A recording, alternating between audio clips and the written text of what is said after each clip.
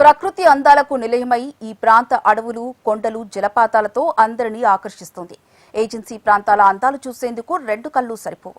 ఈ అందాల వెనుక అడవి బిడ్డల జీవితాల్లో మాత్రం చేదు వాస్తవం దాగి ఉంది. గిరిజనులు నేడు గుక్కెడు నీటి కోసం తల్లాడుతున్నారు. తాగునీటి కొరతతో కిలోమీటర్ల దూరం నడిచి నీరు తెచ్చుకోవాల్సిన దుస్థితి నెలకొంది.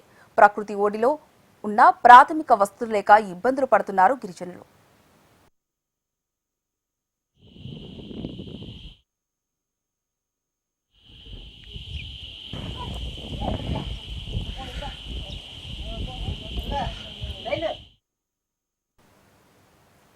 కొమరంభీం ఆసిఫాబాద్ జిల్లాలోని కెరిమెరి, జైనూరు, తిర్యాని మండలాల్లో పరిధిలో లోతిగూడ, నాయికాపుగూడ వంటి గిరిజన గ్రామాల్లో తాగునీటి కోసం నిత్యం పోరాటం తప్పడం లేదు. ఆధునిక కాలంలో కూడా తాగునీటి కోసం కిలోమీటర్ల దూరం నడవాల్సిన పరిస్థితి నెలకొంది. ప్రభుత్వాలు అభివృద్ధి గురించి చెప్పుకుంటున్న వేళ ఈ చిన్న ఆదివాసీ గ్రామాలు మాత్రం ఇంకా ప్రాథమిక అవసరాల కోసం ఎదురు చూస్తున్నాయి.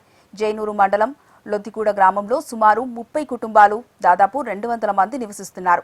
ఇటు తిరణి మండలం నాయికాపుగూడలో 15 కుటుంబాలకు తాగునీటి సమస్య తీవ్రంగా ఉంది. ప్రతిరోజు ఉదయం మహిళలు, వృద్ధులు బిందెలతో అడవిలోని వాగువైపు బయలుదేరడం ఇక్కడ సాధారణ దృశ్యం. కనీసం 1 కిలోమీటర్ దూరం నడిచి వెళ్లి నీటిని తెచ్చుకోవాల్సి వస్తుంది.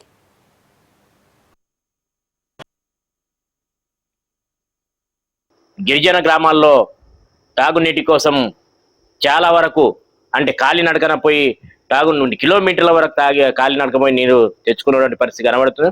ముఖ్యంగా జైనూరు మండలంలోని లొద్దిగూడ కానీ, అదేవిధంగా తిర్యాని మండలంలోని గోవెన కానీ, కెరమేరు మండలంలోని పాటగూడ కానీ, మురికిలొంక కానీ, వాంక్లి మండలంలోని రింగారెడ్డి కానీ, ముఖ్యంగా జిల్లాలో ఈ గ్రామాలు గిరిజన ప్రజలు చాలా వరకు తాగునీటి కోసము చాలా ఇబ్బందులు పడాల్సిన పరిస్థితి. బిందెలతో కిలోమీటరు కాలినడకన పోయి నీళ్లు తెచ్చినటువంటి పరిస్థితి మనకు కనబడుతుంది. ప్రభుత్వాలు ఎన్ని మారినా కూడా ఈరోజు గిరిజనులకు కనీసం తాగునీటి సౌకర్యం కూడా కల్పించలేని పరిస్థితి ఈరోజు మనకు జిల్లాలో కనబడుతుంది.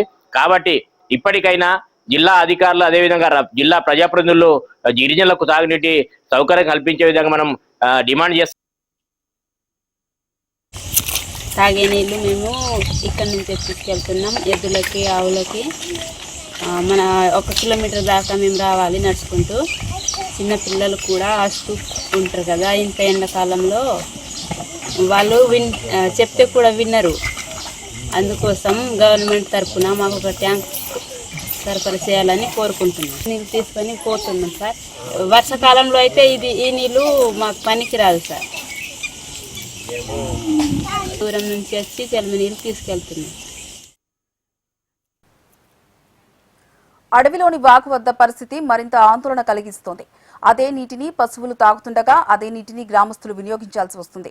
శుద్ధి చేయని నీటిని తాగడం వల్ల ఆరోగ్య సమస్యలు వచ్చే ప్రమాదం ఉందని గ్రామస్తులు చెబుతున్నారు. చిన్నపిల్లలు, మహిళలు తీవ్ర ఇబ్బందులు ఎదుర్కొంటున్నారు.